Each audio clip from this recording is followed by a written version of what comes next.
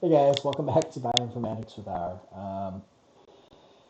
In this video, I'm going to be making a video to show you how to save your work because I don't think I did a very good job of explaining how to do that. This is the second time that I'm making this video because my audio didn't work last time, so I'm a little defeated. It's only a 9-minute video, or last time it was, so maybe we'll go through faster. But okay, this is how you save your work in the Jupyter notebook environments. So for this video, my grad student Claudia has been nice enough to lend me her account. That way you see what a student sees as opposed to what I see, because I know it can be a little bit confusing when you see like, oh, you go in My Files and then there's, 400 email addresses in there and it just becomes a mess. So we're going to do this from a student's perspective. So thank you, Claudia. Okay, so I'm going to click on the Python class here. And you should have something that looks like this. I've added, oh, you can't even see it yet.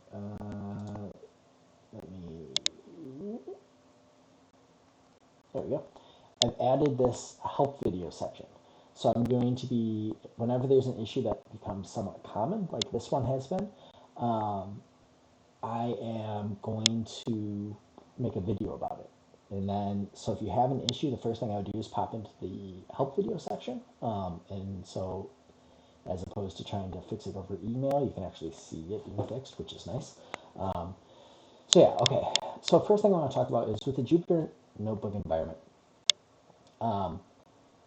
It is the environment that you click on all goes to the same place, the link that you click on, I should say. So this link goes to a Jupyter environment that is the exact same environment as if you were over under pipes, filters, and loops.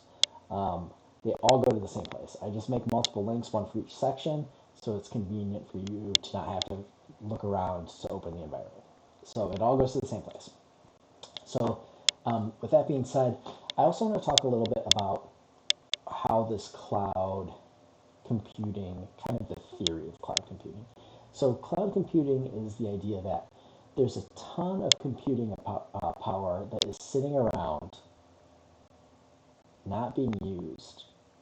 And if you kind of aggregate all that, someone that needs a lot of computing power can kind of draw from this like kind of universal resource. Okay?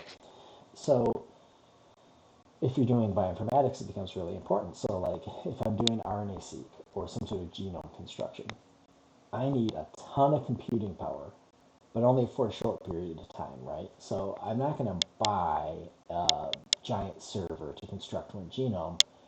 I'm going to rent, right? Because it's going to take a few days to run it, but then I only have to do it once and it's completed forever, right? I don't have to worry about it anymore. So the idea is kind of renting computing power, right? So this kind of applies to our Praxis environments. So when you log on to your Praxis environment, it creates an entire operating system, a Linux operating system. We only see the Jupyter Labs part, but underneath everything's there. You can see when you look at this, you have the same folders and stuff you'd have on Windows, right, or Linux, like music, pictures, public, downloads, documents, desktop, all that stuff. So it makes an entire operating system, right, when you log on. And it allows you to do your stuff. And then as soon as you log off, instead of saving all that stuff to the cloud, why do that if it's not being used? It's just a waste of computing power and memory and disk space and stuff like that. So as soon as you log off, it erases everything, right? Because then lets somebody else use those computing resources on their project or their Jupyter environment or their RNA-seq analysis or whatever they're doing, or physics analysis or whatever, right? So the idea is provide you the computing power when you need it, and when you don't, erase everything. So in theory, it makes sense from a utility standpoint, but what if you need to save your work, right? Like we do. So the way that it works is there's one folder that we always save, and that is your My Files folder. So if you go to Documents, oh, nope, sorry. If you go to Desktop, Classroom, My Files, everything in your desktop Classroom My Files is permanent. So when you log off, it erases all the music files and your desktop and everything except for My Files. That gets saved. And then the next time that you load back in to Jupyter Labs, it builds a brand new operating system and then plugs your My Files in there, and you have all that stuff returned to you. Okay?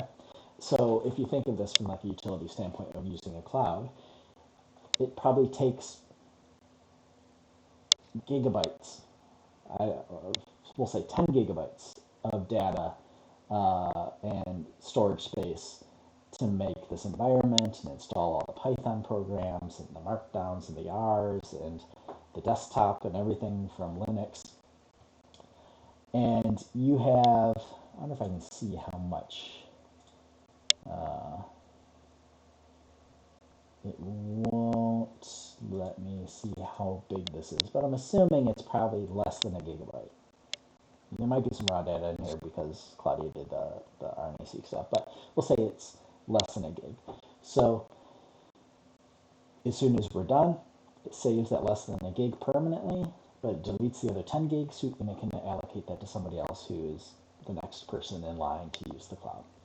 So that's kind of the theory behind it. So before you get mad, like, this system is stupid because I'm losing all my work every time. That's how the cloud works. And if we get to the point of doing genome construction and stuff on the actual cloud, that's how it's going to work too for it. Because I've gotten yelled at before because when I was just learning how to run analyses on the cloud, the cloud administrator was like, "You've got a ton of data sitting here that's been sitting here for like 6 months, and you're not doing anything with it because I can see if it's been like processed and stuff. And it's just taking up space that we could give to other people. Do you need it?" And I was like, "I'm so sorry, I forgot that it was there." And like 500 gigs of data just sitting on the cloud, which is not, in the grand scheme of things, a ton, but enough to be like kind of a nuisance. So I said, "Get rid of it. It's fine." So anyways, so it's good practice. Cloud computing is just kind of different. You have to kind of be a good citizen of the cloud as opposed to like when you're doing stuff on your personal computer. You know, my laptop, not this. This is my like a good PC. My laptop is just full of crap. It needs to be just wiped. It's like, you know, it would be terrible if I did that on the cloud. They'd hunt me down and throw me in jail. So okay, all right. This video is going to be longer than 9 minutes. I'm already ranting. Okay, so let me show you. So going back, because I've been on this how the cloud works thing and cloud citizenship. So if you want to save your work, there's 2 ways of doing this. 2 ways. First, as soon as you log on, you can hit Desktop, Classroom, My Files, and then open up your Python notebook. And as you can see, it saved it down here, or it already put it here. And then when I do like File, Save Notebook As, I can say that this is trial 3. As you can see, it's called it trial 3 now. I can get rid of this one. Delete. Trial 3, or you can, when it's set in title like that, you can actually just do like rename and say trial 3 part 2, or whatever you want to call it. So that's one way of doing it. The other way, so if you accidentally, say you're not thinking about it, you start a Python notebook, it's now on the desktop here, or like it's not in your My Files, it's in the started folder. And you're like, "Oh God, I just wrote everything and I'm pissed." No problem. All you have to do is when you hit, so we'll say this is a trial, this is a comment, so I'll put that in front of it. All you have to do is do File, Save Notebook As, and as you can see, there's no, it just says save it here. So all you have to do is type Desktop, \, Classroom, \, My Files, backslash. And we'll say was this probably trial 4. The first 2 trials were for my first video that the audio didn't record for. So we'll say this is trial 4. So I hit save. Now if I go to desktop, classroom, my files, hey, trial 4 is in my files. So if you start it in your desktop thing, just make sure you save it to my files. So I mean your home directory. If you start your home directory, make sure you save it to my files. Or alternatively, before you even get started, click desktop, classroom, oops, not homework, classroom, my files, and then launch it, and it will automatically put it in my files. Okay? 2 ways of doing it. Easy breezy. So that, in essence, is how you save your work. I did not, it's, I've noticed that the people, so we have, like I talk a lot about the difference between R and Python, and the RStudio environment that we use is very similar. So I noticed that most of the people that had the issue are the people that had not taken my R class. And the reason being is that the people that took my R class have all had this problem before and solved it. And so and had to go through the same thing you're going through if you're taking this for the first time. So I hope this video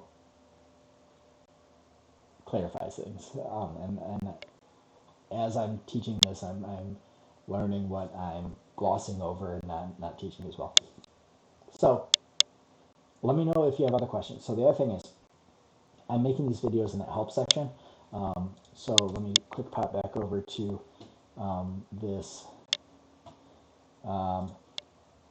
So I want to make videos. If there's more problems that are kind of common, I want to make videos that go in this little help video section. So as you can see, this video is going to be right here where the no audio video is, saving your files. But if there's another issue that comes up that's like somewhat common, I'll make another video for it. So there'll hopefully be a series of help videos, because there's just going to always be stuff that comes up. There's always going to be problems.